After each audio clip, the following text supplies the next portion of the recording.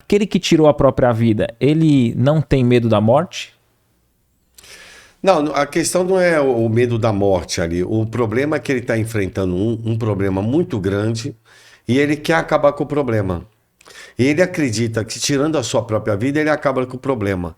É um mecanismo de fuga, mas é uma infelicidade.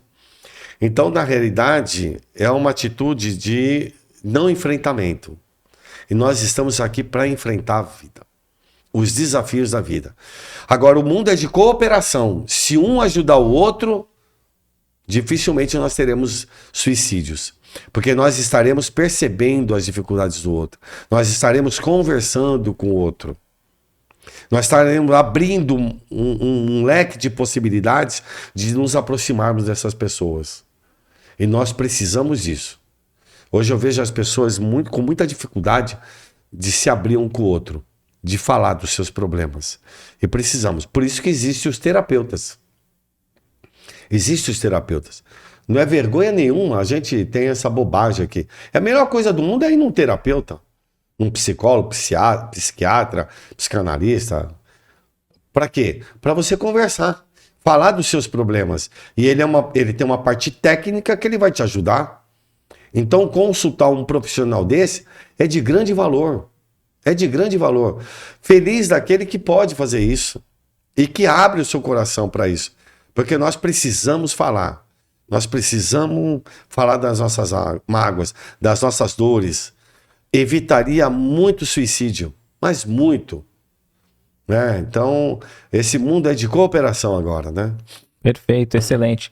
E você falando do desencarne daquele que tirou a própria vida, tal, e das dores morais, no Céu e Inferno, se eu não me engano, no final tem o relato de um espírito que ele se jogou de um penhasco nas pedras, né? Então ele relata ali que a sensação dele é de queda. Aqueles instantes, os segundos finais dele cair ali nas rochas, ele sentia como se ele estivesse vivenciando eternamente, como se ele fosse sempre naquele Porque instante, imagine, né? é uma pessoa que está conflituosa, emocionalmente destrambelhada. Então ela está vivenciando isso. Ela está ressentindo, remoendo o problema dela. Ela não sai daquela situação. Ela não consegue sair. Então fica remoendo. A hora que ele tira a própria vida, ele também continua. E a causa que levou a isso, que é a queda, é como se ele ficasse revivendo aquilo. É como ele está tão confuso, coitado, tão perturbado por si mesmo, e às vezes por intimidades perturbadoras, que ele fica naquele momento. É como se ele não conseguisse sair dessa condição. Ele fica numa roda viva e não consegue sair. Né? Até dizem que quando, por exemplo, a pessoa ela se jogou, mas no caminho, quando ela se jogou, ela se arrependeu, já é uma diferença. Já tem diferença. Putz, meu Deus do céu, por que eu fui fazer isso? Perfeito. Porque acontece isso. Às vezes a pessoa tem um ato repentino e ela se arrepende. Sim. Então ela pode até desencarnar, mas já é diferente. Deus leva em conta, né? Já leva muita coisa em conta. Até mesmo de não ter tido um ser tão premeditado também, né? Ameniza, né? Aquele que não tem tanto tempo. E também de... tem as atenuantes, onde você tem um envolvimento espiritual, né? Então tem as atenuantes. E tem as agravantes também, né? Porque também tem aqueles que participam, que também serão corresponsabilizados. Né? Uma vez eu conversava com o espírito Maurício e ele contando das barbaridades que ele estava fazendo. Eu deixei ele contar tudo. Ele me deu uma aula de obsessão. Aí eu dei corda para ele, aí dali a pouco eu perguntei, olha, só que é o seguinte, agora eu vou te mostrar as consequências disso. Porque você está plantando, mas você vai colher. E ele tinha consciência disso? Ele não tinha essa consciência. Porque ele estava revoltado. Ele agora podia desfrutar uma situação que ele não desfrutava quando ele estava encarnado. Ele estava ensinando, acho que eu já contei aqui, não, pode contar. Como é que ele afetava as pessoas numa balada. Ele me deu uma aula, ele falou, Caetano, presta bem atenção.